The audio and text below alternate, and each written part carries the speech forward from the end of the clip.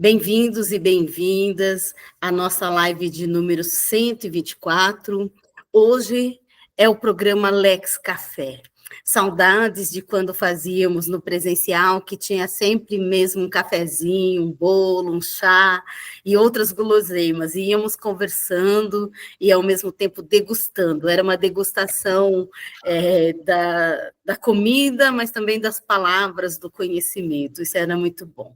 No momento, ainda estamos limitados aqui, mas estamos planejando fazer esse encontro, ainda que no presencial seja bastante limitado na participação, e aí já vou provocar o Beto, ele faz umas guloseimas maravilhosas, então vamos planejar, né, aqui ou Sorocaba ou Itapetininga, que é o ponto de encontro mais fácil. Eu sei que não é para a Rose, por exemplo, e para outras colegas, mas um grupo maior conseguiria participar nesses locais. O que não impede, viu, Rose, que a gente faça agendamentos do Lex Café em outros lugares, porque o café, ele inspira a gente a conversar. Não sem razão, temos aí o café com mediação, que já é tradicional, já se tornou um evento nacional, e outros momentos em que a comida acompanha a conversa, isso é muito bom.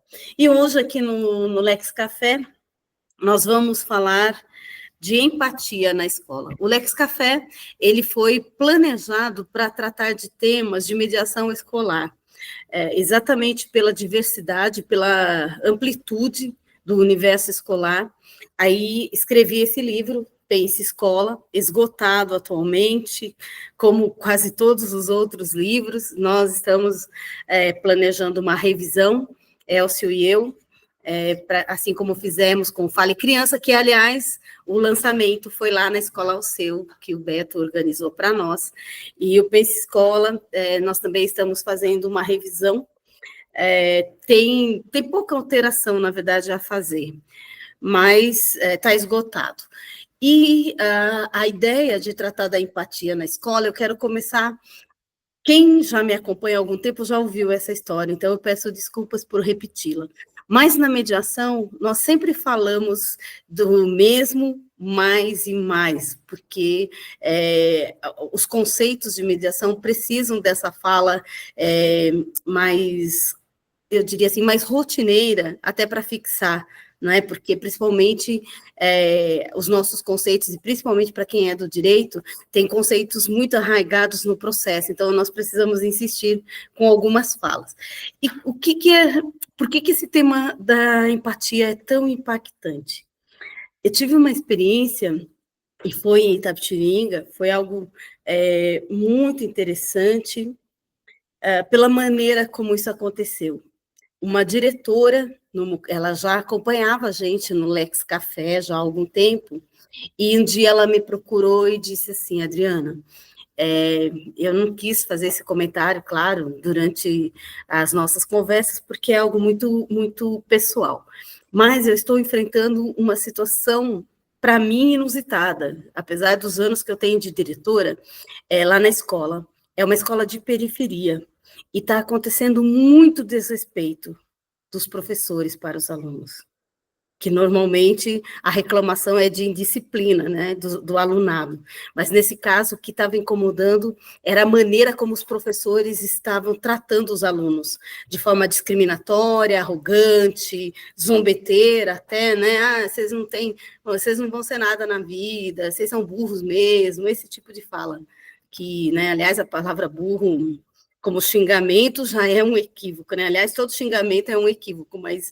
especificamente isso. Então, ela estava muito preocupada, e ela disse: eu não estou conseguindo saber como abordar isso com a equipe, até porque todo mundo sabe que pessoas que estão num cargo de poder, às vezes encontram mesmo essa dificuldade de chegar até onde precisa, exatamente por ser um espaço de poder. E ela disse: mas eu não queria que fosse uma coisa tão explícita. O que você sugere? Falei: nossa, de imediato, o que poderíamos abordar com essas professoras e professores, né? Aí eu falei: você me dá uns dias aí, eu vou conversar com o Elcio, vou passar essa problemática também para ele, e aí vamos pensar, mas vamos fazer alguma coisa, né? E conversando com o Elcio, chegamos na ideia da empatia, que seria um excelente tema para abordar naquela escola. Por quê? Porque se trata de inversão de papéis, de lugares, não é? Então, assim, e conseguiríamos abordar, pelo menos foi essa a nossa proposta, como o aluno vê o professor, e de que lugar esse aluno fala, e de que lugar o professor fala, porque às vezes há uma confusão muito grande entre a pessoa que tem a responsabilidade ou até o poder de decisão e os demais, né? E aí nós organizamos esse material com muito cuidado, e nós temos esse material, e fomos para a palestra. Com grande preocupação, é claro, né? Porque sabendo da problemática é diferente quando você não sabe, mas nós sabíamos do contexto. E foi excelente. A repercussão, primeiro, que é a maneira como nós fomos acolhidos. Havia um certo receio de que, na medida que conversássemos sobre o tema, pudéssemos ser hostilizados, né? Porque os professores poderiam se sentir desconfortáveis. Mas não foi o que aconteceu. Até, inclusive, no momento, eu me lembro de uma professora, porque ela o tempo todo ela ficava assim, com aquela, sabe, aquela aparência, cabisbaixa, ela ouvia, ela fazia umas caras, e eu pensava, será que ela está gostando, será que não, o que vai acontecer? No momento, ela levantou a mão, falei, agora vem, né? E ela disse, sabe, eu estou ouvindo vocês e eu estou aqui envergonhada, porque eu não me dei conta do que eu estava fazendo com os alunos. Então, ela confessou a situação. E, a partir da narrativa dela, outros foram se manifestando, e eles foram perguntando para nós assim, olha, mas aconteceu tal coisa. Eu falo isso numa forma de incentivar o aluno para que ele rompa com esse lugar de miséria que ele veio, com essa família desestruturada. É por isso que eu falo para ele que se ele não estudar, ele não vai ser ninguém na vida, entende? Aí eu falei, olha, para elas ali, era algo de incentivo, mas não era assim que a direção via, e não era assim que os alunos percebiam. E, às vezes, e alguns alunos nem percebiam, porque quando a pessoa está habituada a um ambiente de agressão, esse tipo de fala, de fato, não é agressivo, não é? Mas aí nós conversamos sobre refraseamento, parafraseamento, que são técnicas de mediação que têm por objetivo tirar o conteúdo agressivo daquela fala ou do comentário, dentro de uma comunicação não violenta. A comunicação não violenta não é falar baixinho, é o conteúdo daquela comunicação que não pode ser violento. De que maneira eu falo? Porque às vezes a pessoa acha que está falando baixinho, ela não está sendo violenta. Bom, eu provavelmente seria violenta sempre, né? Porque eu não consigo falar baixinho. Nem sussurrando eu consigo falar baixinho. Se eu quiser contar algum segredo, nunca pode ser em público, porque alguém vai ouvir. Mas aí, diante daquela situação que foi muito interessante, nós fomos fazendo esses exercícios de parafraseamento, e aí nós incentivamos, olha, se vocês se sentirem confortáveis que frase vocês falaram para o aluno, para que a gente possa pensar numa outra maneira de falar a mesma coisa, sem essa agressão que você está mencionando. E falei, se vocês não quiserem compartilhar, nenhum problema para nós, né? Mas a gente sempre que está num evento em que o tema é mediação, a gente sempre fala na abordagem não violenta e que tudo que for falado ali é um ambiente seguro, é sigiloso e é confidencial. E eles foram falando. Então, falei, que tal falarmos numa abordagem prospectiva, com visão de futuro? Vocês não vão ser ninguém na vida se não estudarem. O que vocês serão se estudarem? Quais as possibilidades que vocês têm, que o estudo possibilitará a vocês? Percebe que muda todo o conceito e toda a ideia? E assim nós fomos trabalhando. E desde então, isso teve repercussão, fomos em outras escolas que, apesar de não terem a mesma problemática, se interessaram, né, pelo tema, porque há sempre uma rede de contatos. Então, uma coisa que chama atenção numa escola, outras escolas também se mostram interessadas em compartilhar daquele conhecimento ou daquelas informações. E assim, o tema empatia na escola entrou no nosso calendário oficial e é algo que nós, mediadores e mediadoras, educadores e educadoras, precisamos sempre exercer.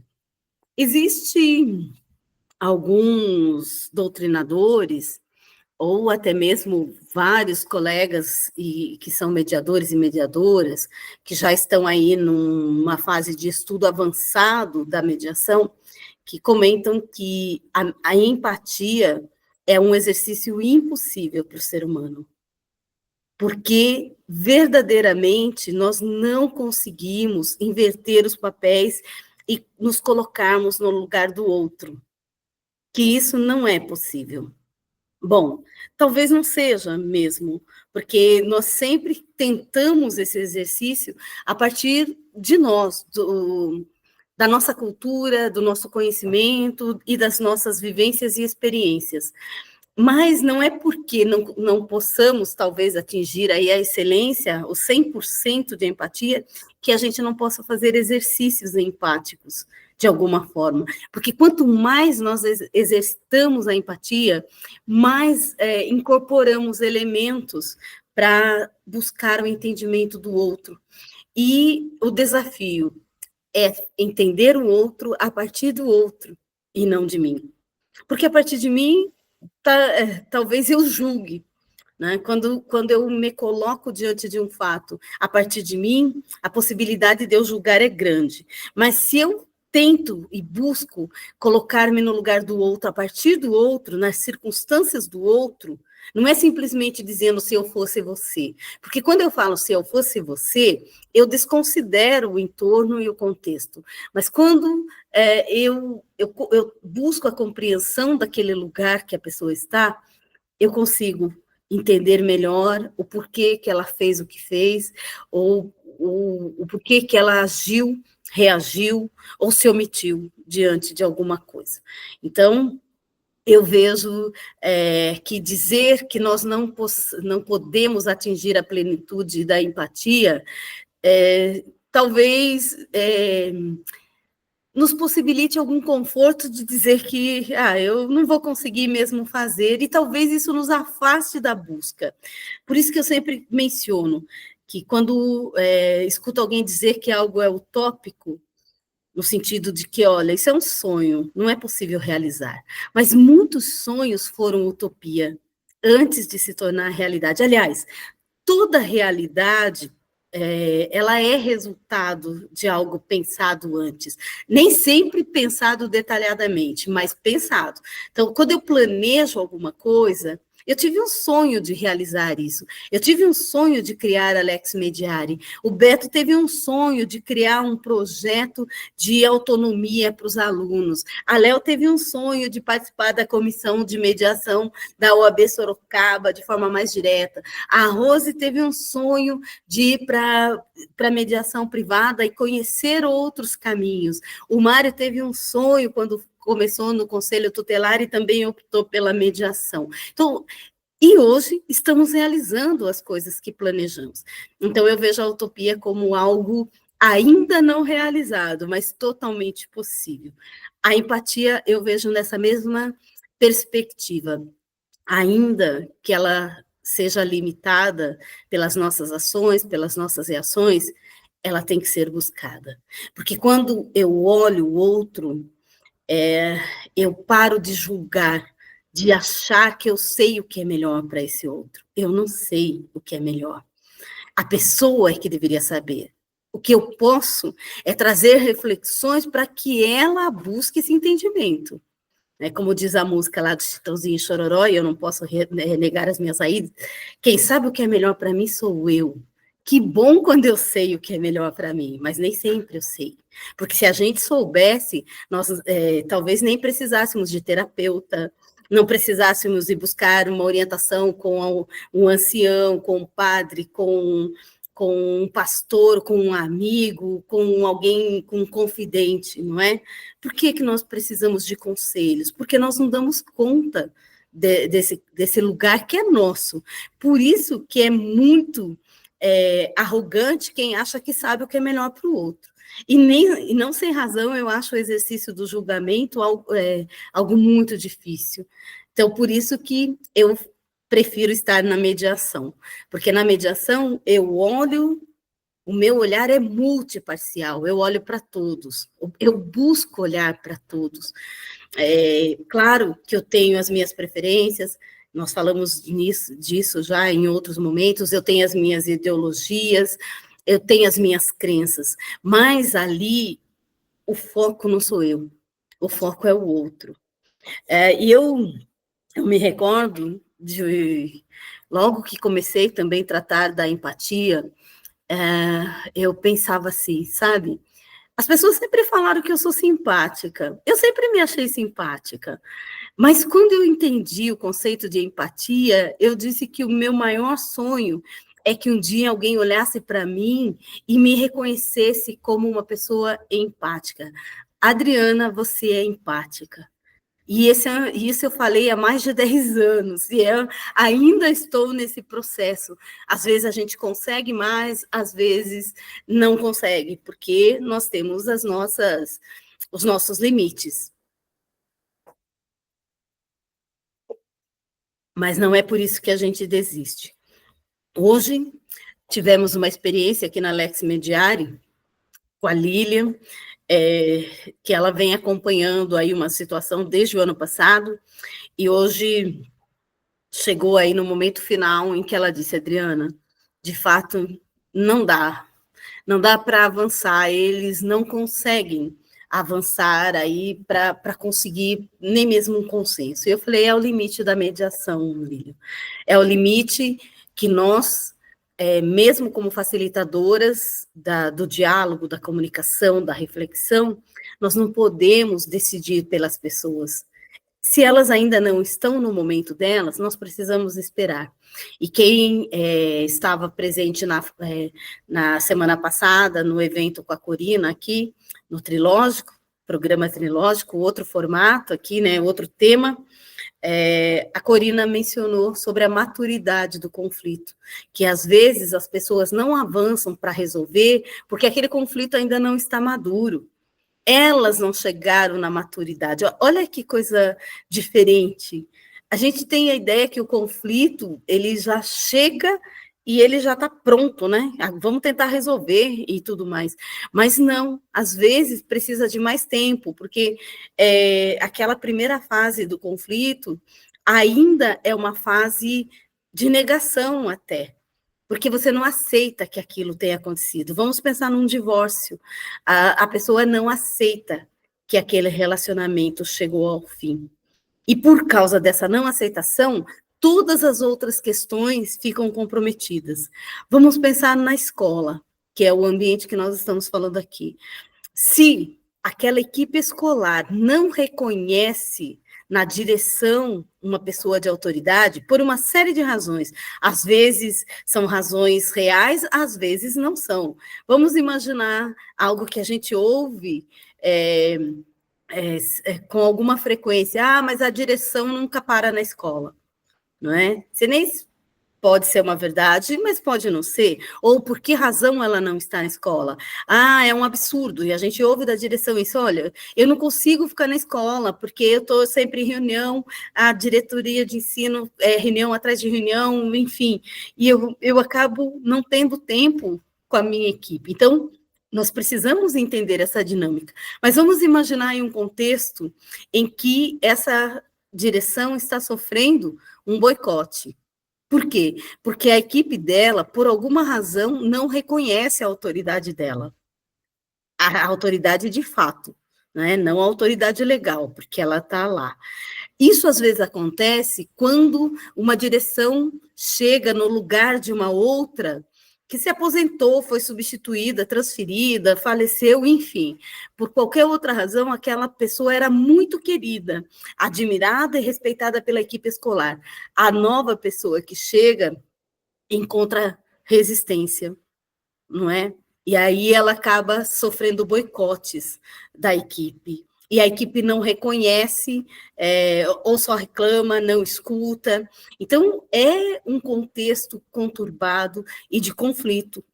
Às vezes, demora muito para que isso seja superado. Isso me faz lembrar de uma experiência que tive na época da faculdade com um professor de direito, de processo civil, que é, para quem é do direito, sabe que é uma matéria importante, que é processo, né? Você vai aprender como é que é o processo.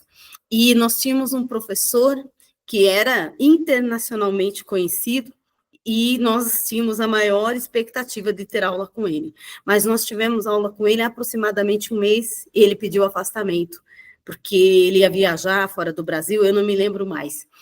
Quando o novo professor chegou, assim, foi um boicote geral, sabe, de não participação dos alunos.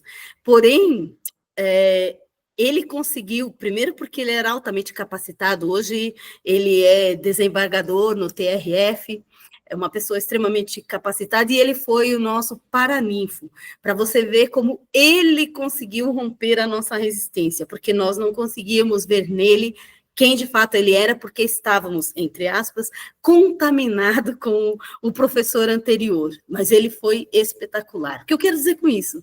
Que no ambiente escolar, nós precisamos fazer sempre essa reflexão do porquê o outro está fazendo o que está fazendo.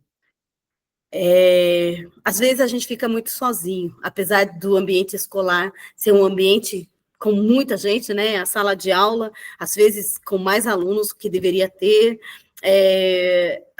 a equipe escolar não consegue fazer os planejamentos necessários no tempo devido.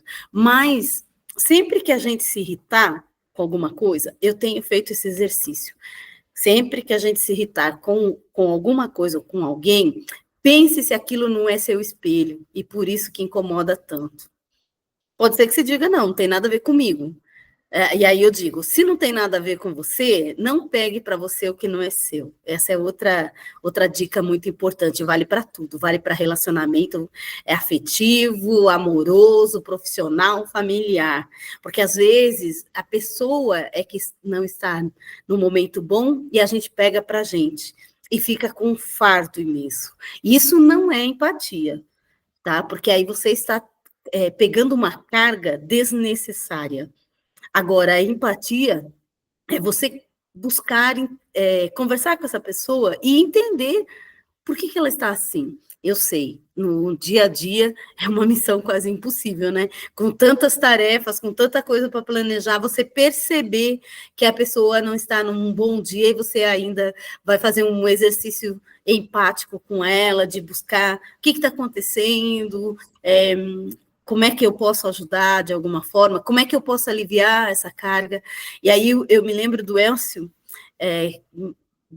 quando ele era diretor de escola, e ele estava sempre visitando as salas de aulas, mas ele não estava lá para fiscalizar as professoras. E, às vezes ele dizia, se você quiser sair 5, 10, 15 minutos, eu fico aqui na sala enquanto isso. As professoras achavam que era uma pegadinha dele, né? Esse diretor vai aprontar com a gente.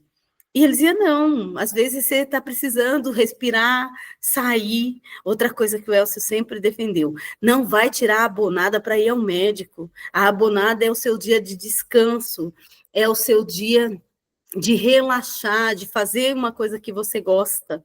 Não é uma questão de saúde. Elas também achavam que era alguma pegadinha. Esse diretor tá falando coisas estranhas. Mas por quê? Porque ele tinha essa preocupação com o bem-estar da equipe dele. Porque todos nós sabemos, quando estamos num ambiente de trabalho em que um realmente se preocupa com o outro, a nossa saúde mental é diferente. Nós vemos isso aqui na equipe, né, Léo, né, Mário, vocês que estão aqui na equipe. O Beto vê isso todo dia no local de trabalho, o Mário também, a Miriam, que é advogada, a Rose, todos nós fazemos esse exercício de desafiador, né? De entender esse espaço que estamos e não julgar e colocar-se no lugar do outro. Mas quando eu falei até agora da empatia na escola, falando de adultos, mas não podemos esquecer, embora eu tenha começado a minha fala contando a história lá do posicionamento dos professores com os alunos, nós precisamos tratar da empatia num outro enfoque, que é com as crianças. Eu passo para Léo e depois eu retomo. Léo. Boa noite. Então, eu queria fazer uma contribuição que marcou muito desde que eu iniciei o estudo a respeito da mediação, e que fez muito sentido para mim. E depois disso, eu tomei como, assim, eu percebi o quanto isso é relevante, a empatia e a simpatia. Há uma confusão muito grande nessas duas palavras, né? E aí, quando você é empática, porque ouvir, assim como simpatia e empatia são palavras distintas, ouvir e escutar também é diferente. A simpatia ouve, a empatia escuta. Porque ouvir, todo mundo ouve, porque a não ser que você seja surdo, né? Que você tenha algo que te impeça de ouvir, mas todo mundo ouve. Agora, já escutar é diferente, porque o escutar é um exercício de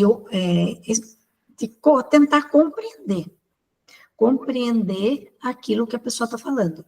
E mais ainda, quando você é empática, você conecta com o sentimento da pessoa, conecta com o sentimento da pessoa para, de alguma maneira, validar aquele sentimento e trazer um pouco de bem-estar para aquela situação, né?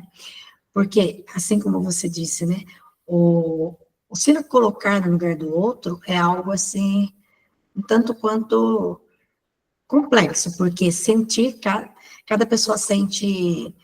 Eu não consigo sentir o que você sente, assim como eu não consigo sentir o Mário, e etc. E como ele não consegue, porque cada situação impacta de maneira diferente a cada um. Então, não dá para você dizer que eu entendo o que você está sentindo, no sentido de você se colocar no lugar do outro. Você entende no sentido de que a pessoa está passando por algo que está afetando, que está trazendo sofrimento para ela, trazendo dor, trazendo, né, tudo isso. Mas não no sentido de você estar sentindo o que ela está sentindo. Então, é muito, muito legal, é muito importante, eu acho, essas duas considerações. E é bacana mesmo a gente pensar que o ideal seria que nós fôssemos reconhecidos como empáticos, e não como simpáticos. Porque, às vezes, o simpático, ele até é para confrontar, né? Ele não é para compreender mesmo o que está passando. Era isso, obrigada. Léo, e ainda tem um outro aspecto que eu menciono, inclusive, no livro aqui, porque a simpatia pode ser uma estratégia de apresentação de minha parte. É como eu quero que o outro me veja, e também é como ele me vê. Porque, às vezes, eu acho que eu estou sendo simpática, e o outro diz, nossa, mas é antipática aquela mulher. Por quê? Porque a maneira como eu enxergo a minha simpatia não é a mesma maneira como ele enxerga. Essas diferenças são muito fortes, né? Mas a empatia é como eu vejo o outro. E como eu quero ver o outro, aquela frase do Avatar, né, do filme, eu vejo você. É muito forte isso, a gente devia colocar isso. O Beto, que faz cenários belíssimos, olha aí, Beto, eu vejo você. Aliás, aí já uma dica, né? No dia 25, que estaremos na Escola Alceu, e o tema será autoconhecimento, né? Nós vamos fazer as apresentações dos alunos. Acho que essa frase seria excelente para começar a conversar com eles. Eu vejo você. Não é só olhar, porque olhar a gente nem enxerga, a gente esqueceu já, passou o olho. Assim como ouvir, eu ouvi, já esqueci. Mas escutar é um exercício de concentração. É a mesma situação da empatia. Por mais que a minha escuta seja limitada, no sentido que eu vou escutar a partir dos meus conceitos também, mas eu estou prestando atenção. Eu não estou simplesmente quieta para rebater. Eu estou prestando atenção para entender você. Por isso que é um exercício muito interessante. Então, assim, escutar ativamente é estar de corpo, alma e coração ali, com todos os desafios que essa fala exige. A mesma coisa na empatia. Eu vejo você e quero ver mais de você, até onde você me permitir. Oi, Beto.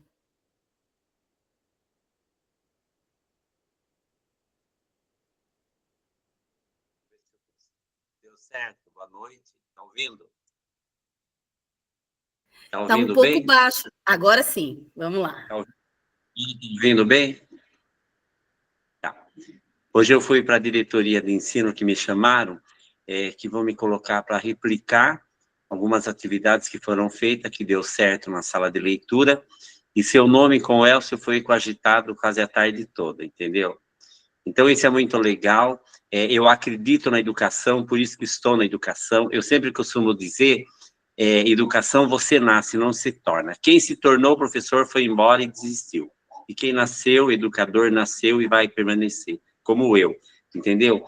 Então, a partir do momento que a empatia, ela parte de você, para você dar conta, como eu dou aula de ACDA, fora o meu cargo que eu tenho da sala de leitura, de coordenar a parte de artes e de leitura, eu dou aula de teatro e dança, uma aula por dia, toda tarde. E para você conseguir que um aluno fique das 7 da manhã até 5 da tarde, é um desafio muito grande. Você tem que ter uma empatia, ele tem que ter por você, ele tem que ter pela equipe, você tem que falar por você e pela equipe, você tem que falar por você e pela família, porque nós temos que convencer a família que o espaço escolar é um espaço brilhante, é um espaço onde há realmente os conflitos, e se tem conflito é porque não teve diálogo, se não teve diálogo porque não teve mediação, tá? Então, é uma escada. Olha, Adri, eu tô quase, olha, tá vendo? Eu falo para a Adri que eu tiro o chapéu para ela, que tudo que eu aprendi, e para ela com o Elcio não poderia ser diferente. Então, hoje, na diretoria de ensino, o olho das ATFCGs, lá das mulheres que tomam conta dessa área, brilhavam e falavam, e até foi uma surpresa, porque tinha uma funcionária lá que sempre admirei ela, e eu não sabia da potencialidade dessa pessoa. Ela é maravilhosa, mandei o convite para ela, não sei se ela está assistindo agora, e o nome dela é Fátima, ela foi, assim, extremamente gentil, a fala dela foi maravilhosa num encontro que eu tive quinta-feira, e hoje eu retornei para a diretoria de ensino. E quando você fala em empatia, a partir do momento que você brilha em algum espaço, essa empatia deixa de ser um pouquinho empatia. Mas isso não cabe a mim, não cabe a você enxergar de uma forma diferente que quem precisa de você não são o professor, não são o diretor, e sim os alunos. Então, eu acredito que se nós conseguirmos uma sala de aula salvar 2, 3 alunos, que é voltado para o aluno. A Adri está falando no geral, eu estou falando aluno porque é o nosso convívio. Agora, professor já fez a formação dele. Então, se ele não tem empatia, ele não vai ter empatia. E não cabe a mim julgá-lo, e nem precisa ter, porque nós estamos lá para salvar vidas. E o que é salvar vidas, ao meu ver? De 30 alunos, se 3, a gente conseguir com 3, fizemos a nossa parte. É uma gota no oceano, diante desse trabalho que é muito rico. Hoje eu mandei para a Adri 2 vídeos que me emocionei até, porque, assim, eles me surpreendem dia a mais, e hoje a importância do Fale Criança, porque nós temos que salvar o 6º ano, para um entender o outro numa classe de 40 alunos, é muito aluno sim, desculpa, o Estado vai colocando, e é do sistema, e vai colocando, e nós temos que dar conta disso. Então, quando eu me vejo com 25 alunos, que eu tenho que dar conta do teatro de 25 alunos, eu tenho que me preparar primeiro, espiritualmente, psicologicamente, ter a empatia para convencê-los a dizer que aquilo ali é importante para a vida deles e para a família aceitar que o aluno fique, tipo, 9 horas na escola. Então, assim, é um passo, eu não me vejo aposentado, jamais ainda não. Eu acredito que a gente tem que contribuir, entendeu?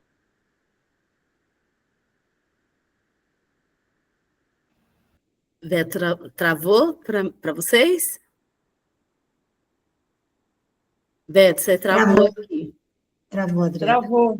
Tá. Ele está congelado. Está congelado, mas deu para entender qual é a mensagem. E a fala dos livros da Adri e do livro do Elcio, está todos claros, os editores. Eu não tinha também a dimensão, eu sabia que seria uma live maravilhosa, mas que o tema ia ser tão abrangente no sentido que todos os editores da rede teriam que estar assistindo nesse momento, participando, porque isso faz parte do nosso dia a dia, entendeu? E o livro Mediação que você mostrou agora, eu já levei para a escola, porque eu estou trabalhando ele também, esse livro aí, que eu tenho, e eu sou meio egoísta com livro, não dou, não empresto, não vendo, mas tem livro que eu tenho que emprestar, mas depois eu cobro o meu livro, por gentileza, porque é um livro de cabeceira, eu tenho, e eu falo em criança também eu tenho.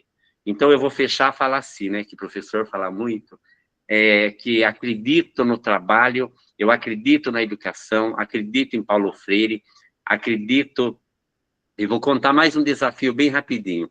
Eu tenho que defender, antes de eu ir embora dessas para outras, já falei que a professora Maria se surpreendeu, eu disse para ela, professora, o Elcio foi seu aluno, e você sabe que eu queria ser o seu dedo, mas eu tenho um sonho ainda que a senhora vai ajudar eu a realizar. Eu tenho que defender uma tese, eu tenho que fazer um mestrado na Unicamp uma vez por semana, eu vou todo sábado, não tem problema. O tema vai ser afetividade na família. Por que que essa afetividade reflete na escola, sendo que a escola é conhecimento e família é amor? Eu quero saber onde que está essa afetividade, e mesmo entre professores. É tão gostoso falar bom dia, é tão gostoso. Então, e eu foquei muito nisso, devido a essa fala mesmo da Adri.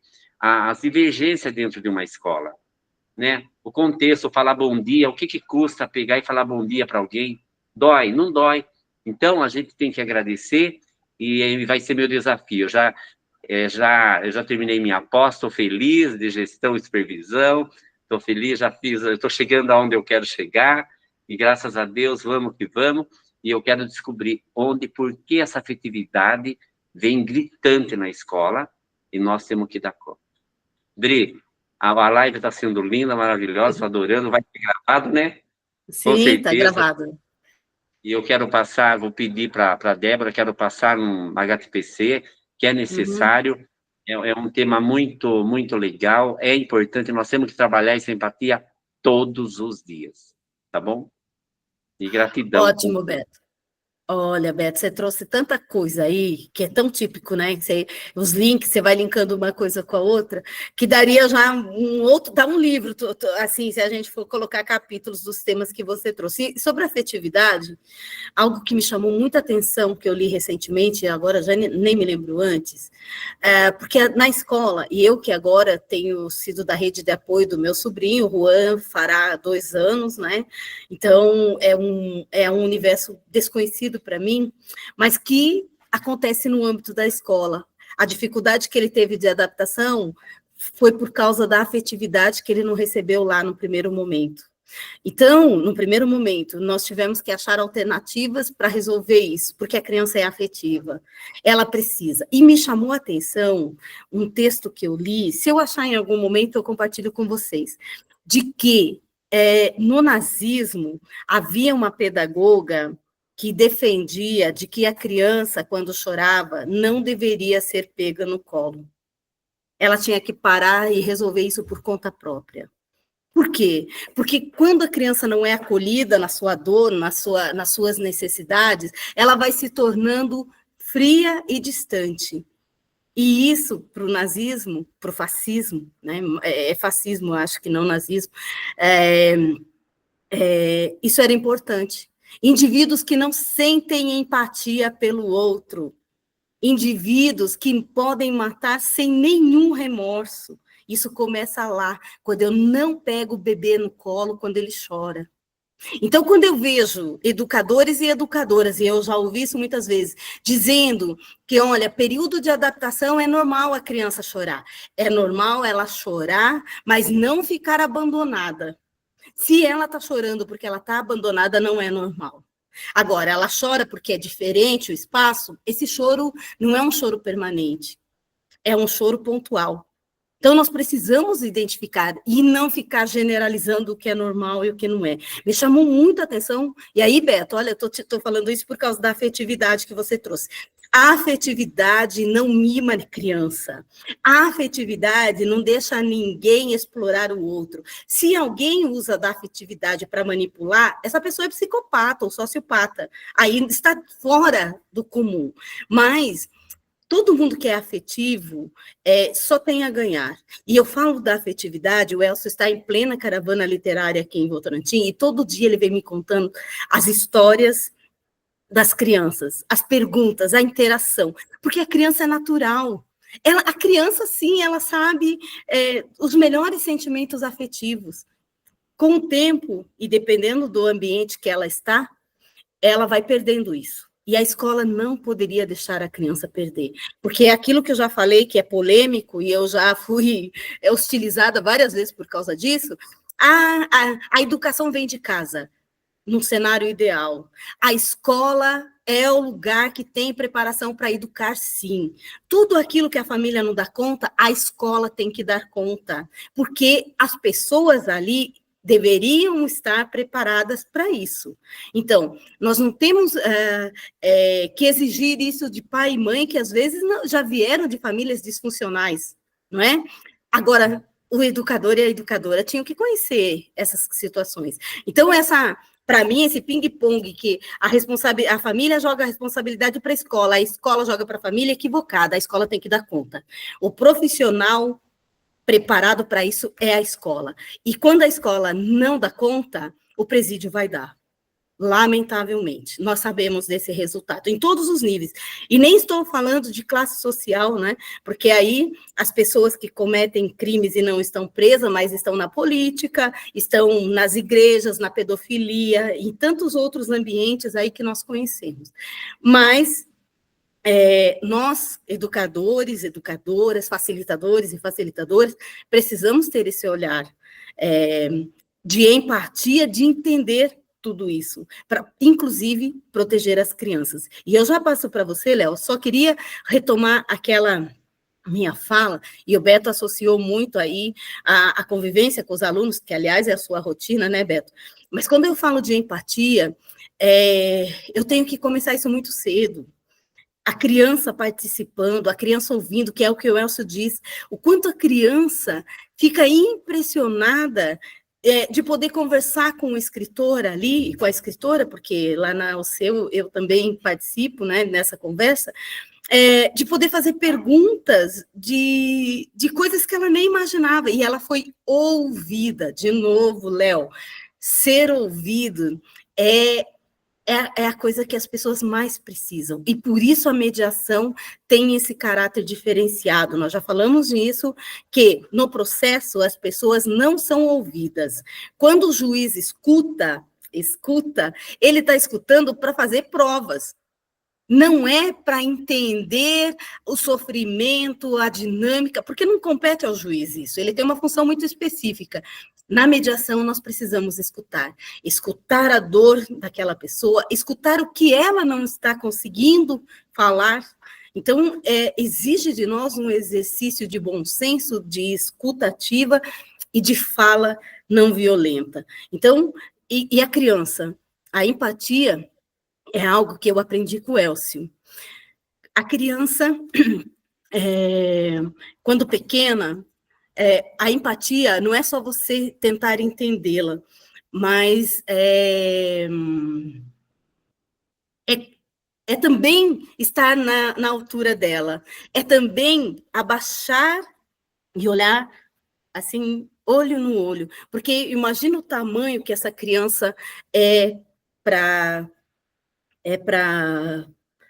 Aliás, imagina o tamanho que o adulto é para essa criança. Gente, eu me desconcentrei um pouquinho. É que o Elcio veio até aqui, que ele disse que está querendo entrar. Vem aqui antes. Eu vou passar a palavra para ele, que depois, Léo, eu volto para você. Por isso que eu me desconcentrei um pouquinho.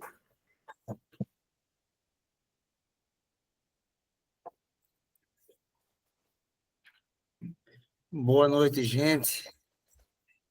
Hoje eu estou falando pouco, que estou com a garganta dolorida. Tenho falado muito esses dias com as crianças pelas escolas, mas faço questão de entrar para deixar um abraço para todo mundo.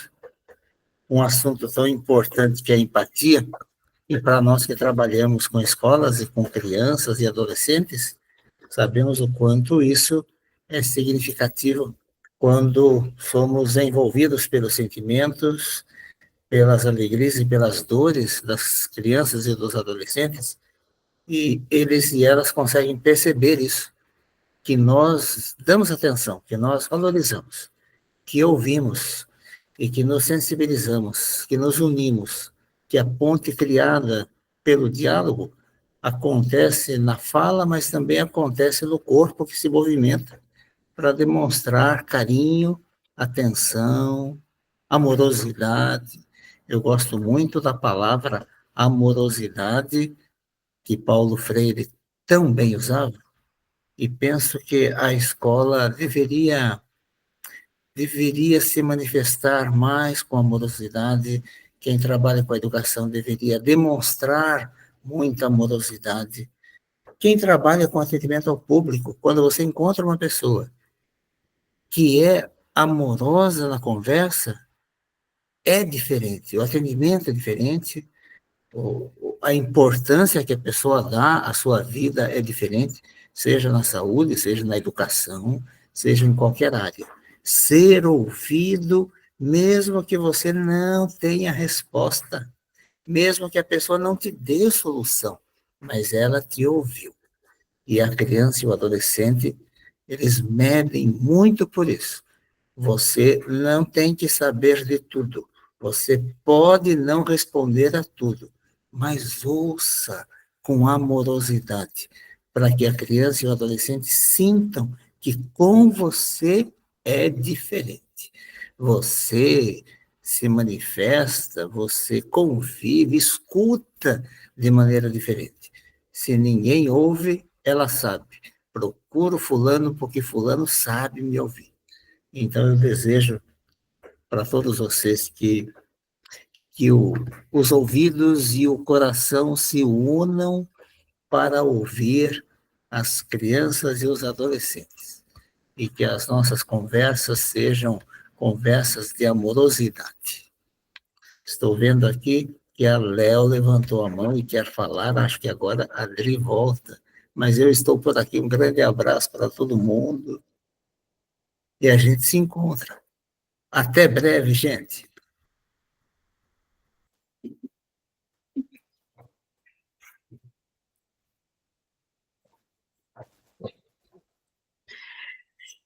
O Elcio não resistiu, né? Ele não entrou exatamente porque estava com a garganta um pouco, e ainda tem mais amanhã de caravana, mas ele está ouvindo aqui a conversa e não teve como não participar. Que bom. Léo.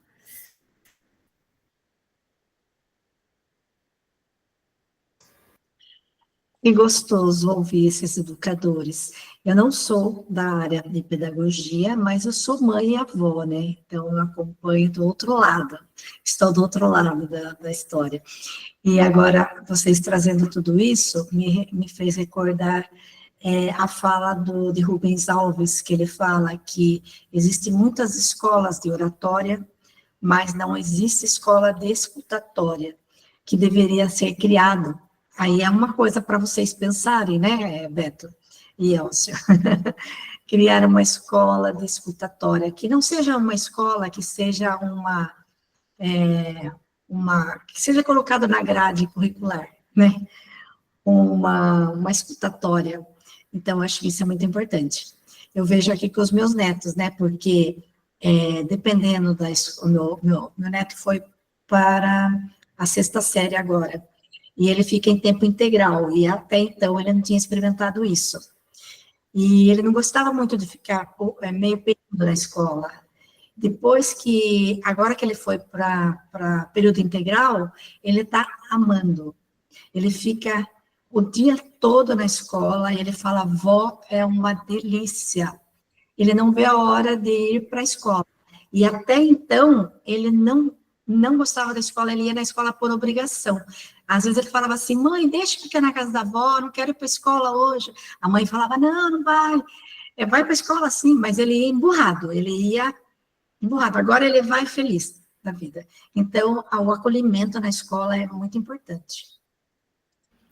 Léo, antes de eu passar para o Beto, que ele levantou a mão, eu queria... Você trouxe aí, o Beto falou da afetividade, o Elcio falou da amorosidade, você falou da acolhida. Elcio e eu estamos organizando um material já faz algum tempo das nossas experiências a respeito da acolhida, do impacto que uma boa acolhida tem. Que, aliás, a primeira coisa é essa, né? Se você é bem acolhido, você volta. E assim, por incrível que pareça, nós temos experiências grandiosas lá na escola do Beto, o seu Gomes, quando é elogio, a gente pode falar o nome, quando não é, a gente não conta. Eles têm uma equipe de acolhida, né, Beto, que vai até a porta, os alunos ali com uniforme de acolhida e tudo mais, é muito bacana. Léo, eu queria ler um trechinho, um parágrafo aqui, quando na parte, o capítulo 6 aqui do livro, do Pensa Escola, que fala da empatia na escola, ele menciona sobre a importância da empatia em vários pontos, né? Mas eu vou ler o item D, que tem a ver com a escutatória que você acabou de falar, embora o tema não apareça explicitamente. Diz assim: os conhecimentos que se chocam, crianças não chegam à escola sem saber nada, sabem muitas outras coisas a partir de outros critérios que valorizam e outras situações que experimentam. Aqui entra a capacidade da escola, e não só do professor, mas de toda a equipe, para criar ambientes materiais, recursos e convivência que favoreçam a criança e sua compreensão de novas situações, novas experiências e novos critérios. Como é que isso é feito? Escutando. Se eu não escuto a criança, se eu só falo cala a boca, lembra daquela cala a boca já morreu? Então, se eu falo cala a boca, quieto, toda essa minha fala é de controle, inclusive corporal. E quando eu controlo, a criança me obedece pelo medo, não pelo respeito. E é o desafio que na mediação escolar nós temos com essa criança, de ouvi-la, entendê-la e fazer os combinados. Aí lembra a frase do Adair Antônio, que mediador, falecido, né, vai fazer 1 ano, e ele dizia assim, o combinado nunca é caro. Por quê? Porque não é imposto de cima para baixo. Eu faço os combinados com aquele aluno, com aquela criança. E aí ele respeita. É o que eu vejo lá no Alceu. A maneira como o Beto faz os combinados com os alunos, entre eles fazem, entre aspas, um regramento. Se alguém rompe com o combinado, eles reagem. Poxa, não foi o que nós combinamos, sabe? Por quê? Porque eles foram ouvidos. Tudo aquilo que é imposto de cima para baixo, e professor às vezes tem essa dificuldade, porque ele acha que ele sabe mais que o aluno. Aliás, tem aí um debate que a palavra aluno é inadequada, porque toda palavra que tem o A significa não. E o que é aluno? Seria o que não tem luz. Tem divergência e polêmica sobre a palavra, mas é uma ideia equivocada. Exatamente por quê? Porque a criança, ela tem outros saberes, ela chega com outros saberes e vivências, que nós precisamos ouvi-la. Tem uma história, eu estou há muito tempo procurando essa história, eu sei do conteúdo, mas eu queria a história mesmo, que eu vou resumir. Beto, não esquece que você ia falar aí. A criança está na escola, criança pequena, e o professor de artes, e o Beto é de artes, né, Beto? Vai entender muito bem do que eu vou falar agora. Entrega uma folha para cada um com uma flor em branco, para que eles pintem essa flor. E as crianças pintam, e ele vai dizendo, né? Olha, a flor pode ser vermelha, amarela, ele dá alguns detalhes. Mas uma dessas crianças pinta cada pétala de uma cor, ela rompe com aquela ideia. E ela recebe uma bronca por causa disso. Ela pinta fora dos espaços, enfim, ela não segue o padrão. Só que toda vez que traz um novo desenho, ela leva uma bronca, porque ela não está seguindo o padrão, até que em algum momento ela vai entregar um desenho do mesmo jeito que todos os outros entregaram. A escola educou? Não.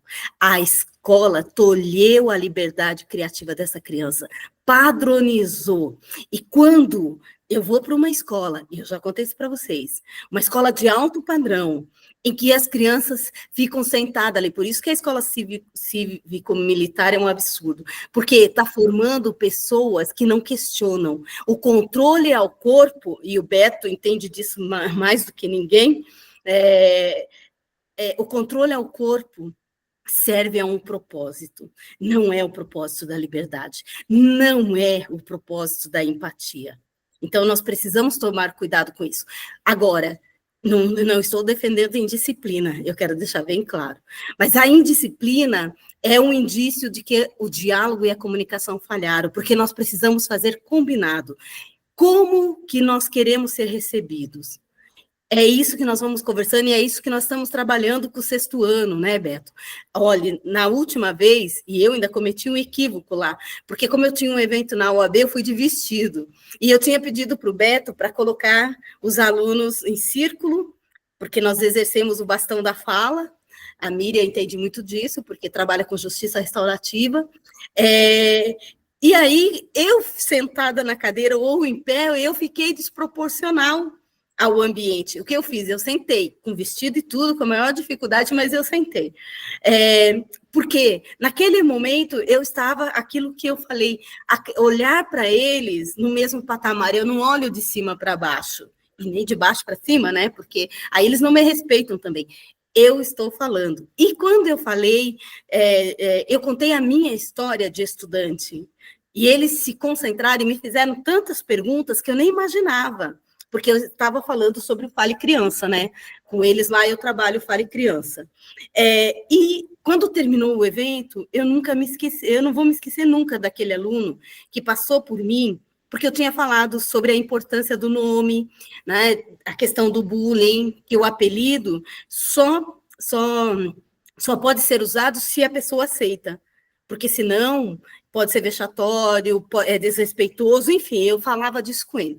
E aí eu disse que cada pessoa me chama de um jeito, e que eu fico muito à vontade com a maneira que as pessoas me chamam. E o menino depois passou por mim e falou assim, eu posso chamar você de Dri? Eu falei, pode. Tchau, Dri. E saiu.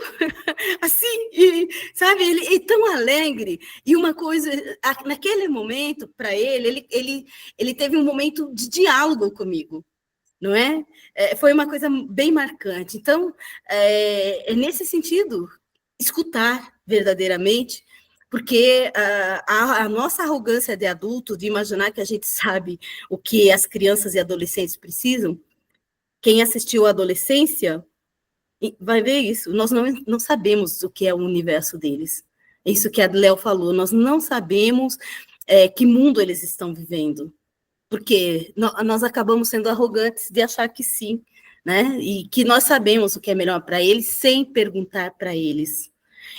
E aí, me chama a atenção que a vida inteira crianças não tenham sido ouvidas.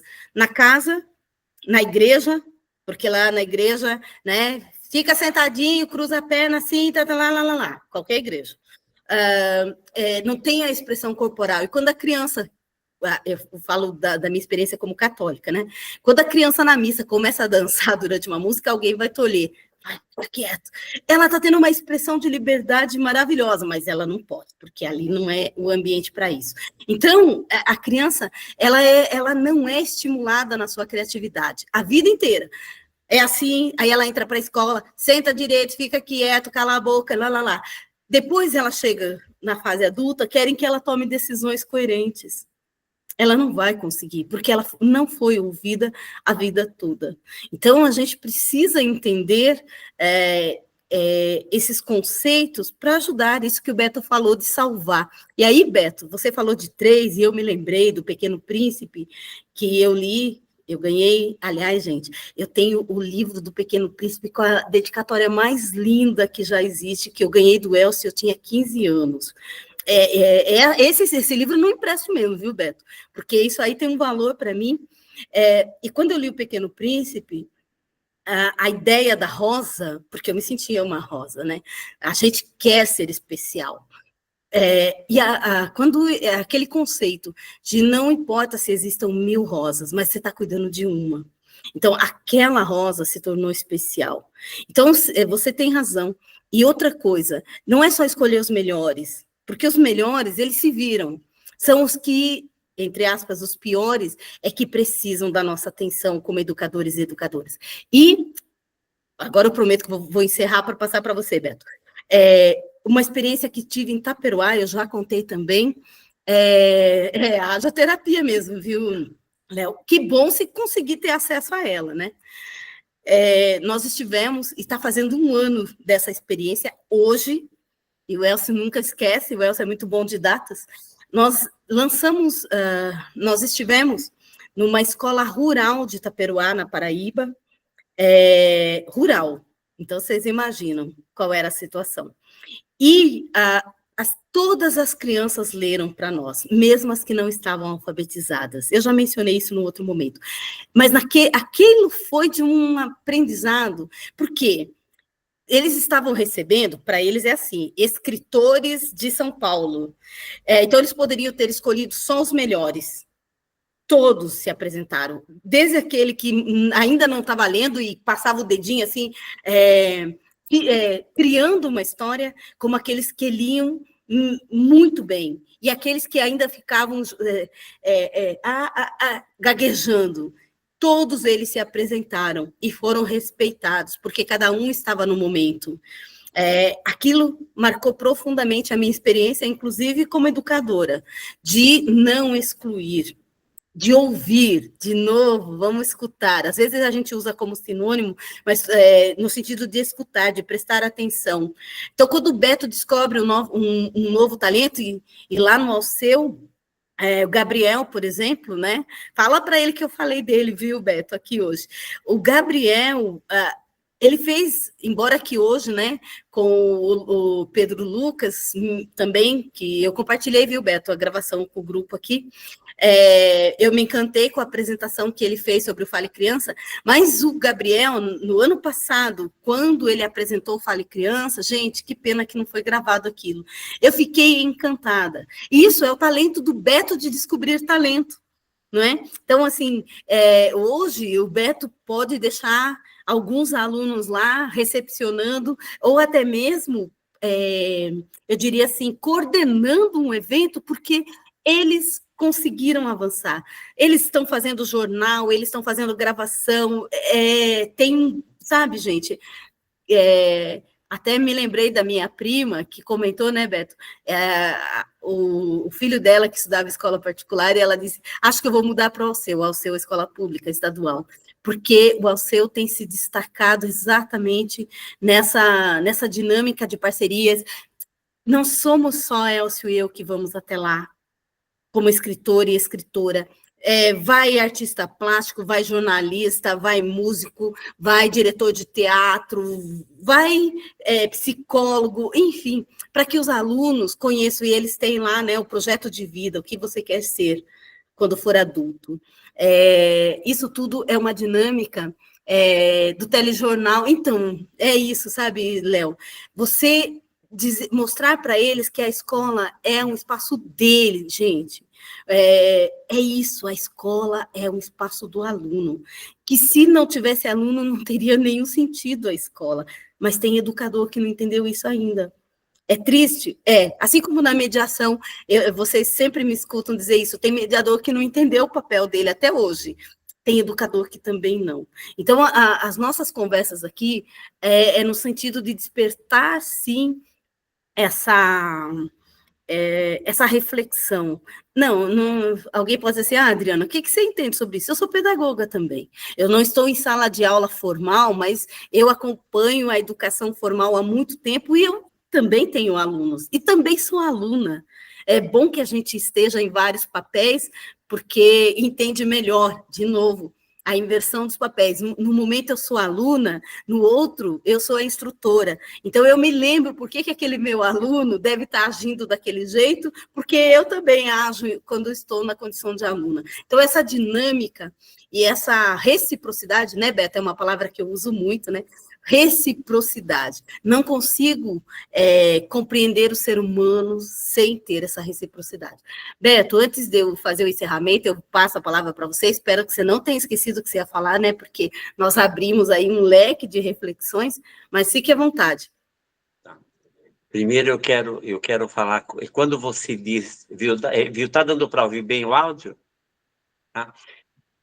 Quando Tarsila fez a Bapuru, realmente aquela perna enorme, aquela mão, tudo aquilo lá, realmente assustou até criança, até eu chegar nela e explicar o que era Bapuru. Então, essa colocação, eu acho também, aprendi isso com o Elcio também, com você, claro, com os 30 anos de magistério, e eu tenho que compartilhar isso. Eu estou muito feliz porque há 6 anos atrás eu alfabetizei um aluno chamado Iago. Eu tenho certeza que o pai dele vai ficar feliz, estou citando ele, e eles foram visitar, o pai dele trabalha na diretoria de ensino, e ele foi visitar o Alceu, se apaixonou por Alceu, em 2 dias o Iago chegou lá, veio me abraçar, eu me arrepiei e falei, meu Deus, e o Iago retornou para o 6º ano, meu professor que tanto me alfabetizou, e o Iago, assim, ele é um aluno extremamente sensível, é um aluno de personalidade, e ele foi para o Alceu para uma visita, em 3 dias ele foi para a diretoria de ensino e falou, eu preciso mudar meu filho. Aquela escola, e isso me deixou muito emotivo, fiquei muito feliz quando eu recebi a receptividade dele, o acolhimento dele, e deu o desafio de eu estar conseguindo.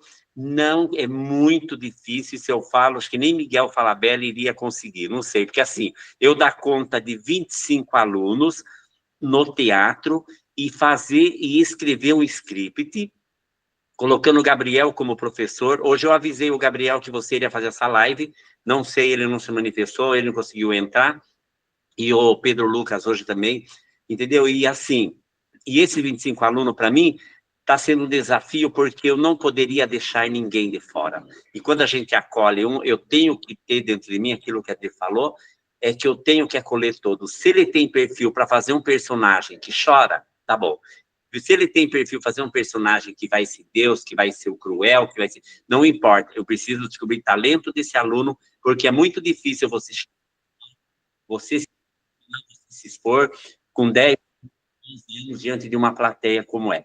Então, assim, eu falo que essa semana eu ganhei na loteria, porque o Iago chegou na escola ao seu, a Débora, amanhã eu vou contar, claro, vou relatar tudo para ela, esses assuntos muito importantes na nossa escola, na nossa vivência.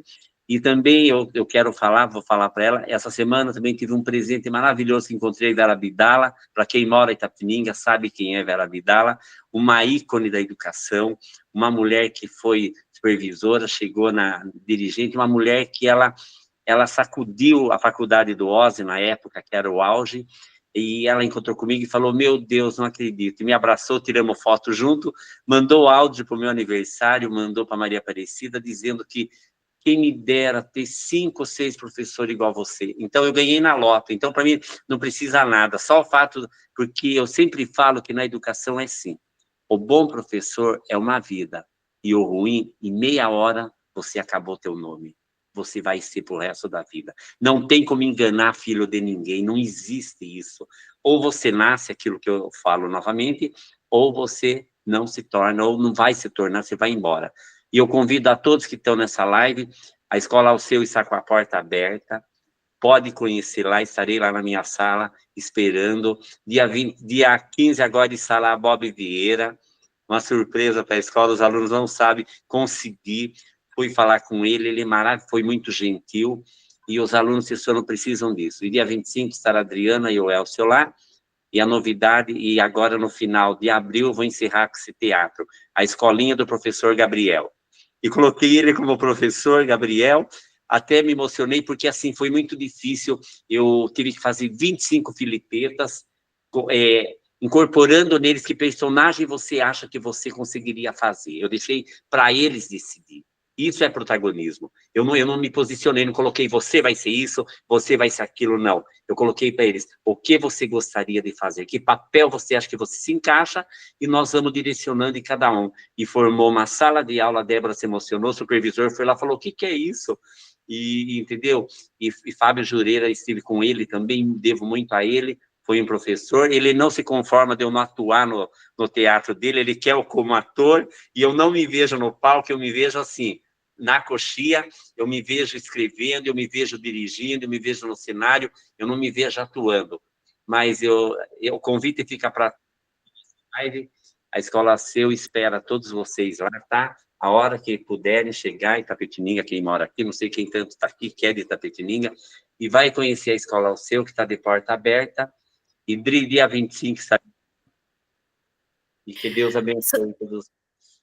Amém, Beto. Só para contextualizar, o Beto citou alguns nomes aí que, para quem não é de Itapetininga, pode não entender. Maria Aparecida Moraes Lisboa é uma historiadora de Angatuba, cidade natal do Beto e do Elcio, um ícone da educação, uma pessoa extremamente voltada para a cultura caipira. Ela agora estamos trabalhando aí com o Centro de Memória em Angatuba, uma luta da vida dela.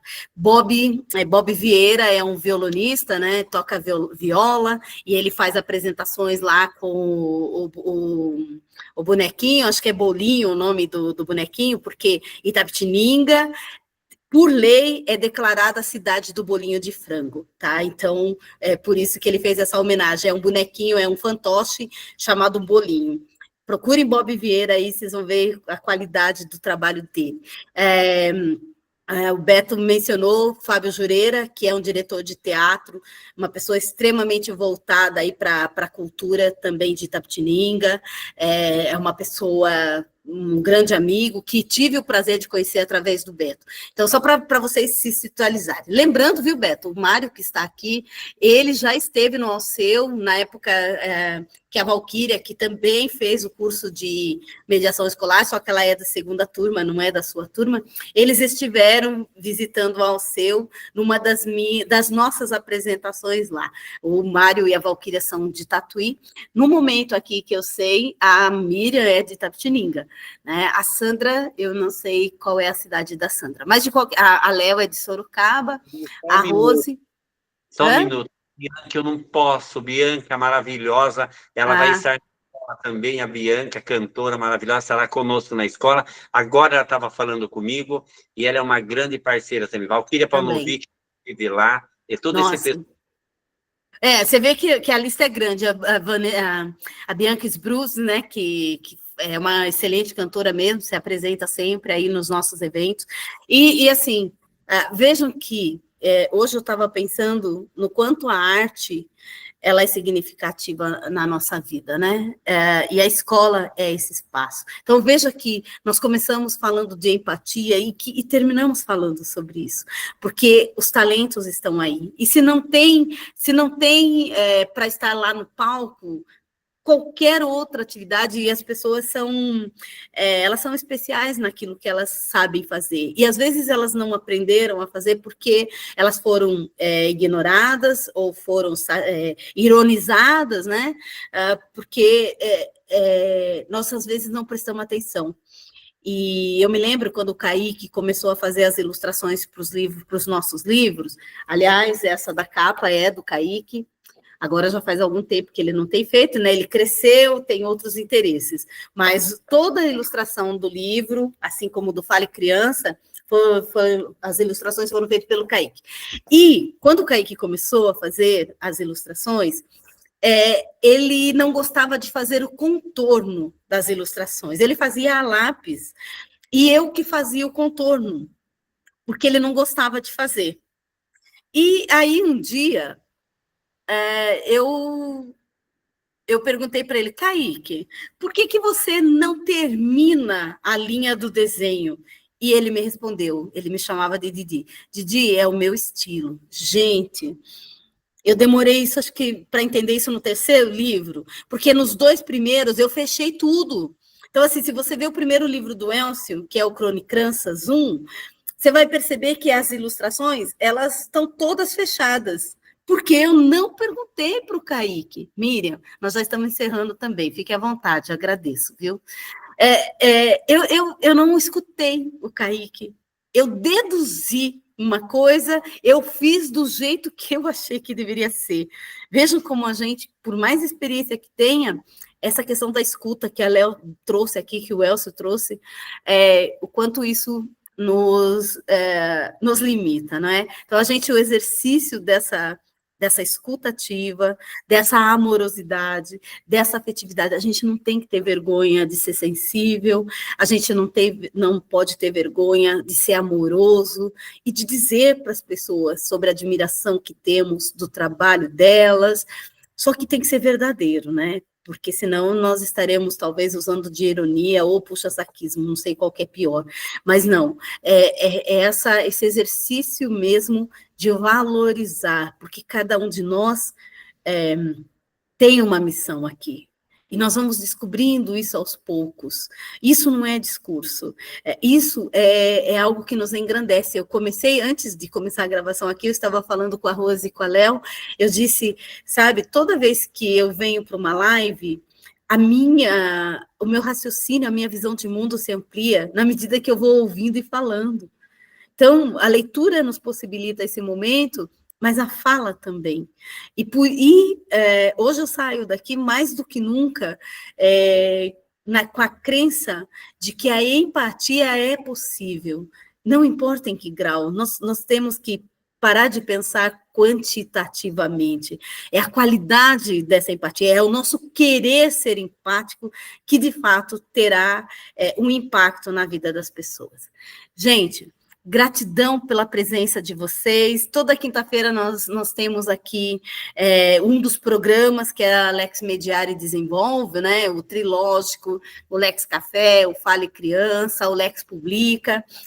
Então, toda quinta, a partir das 19 horas, nós nos encontramos aqui. É sempre um prazer contar com a presença de vocês e tenho certeza que, apesar do café não ser presencial, saímos todos aqui saboreando novos conhecimentos. Gratidão e até breve. Até mais. Tchau, tchau.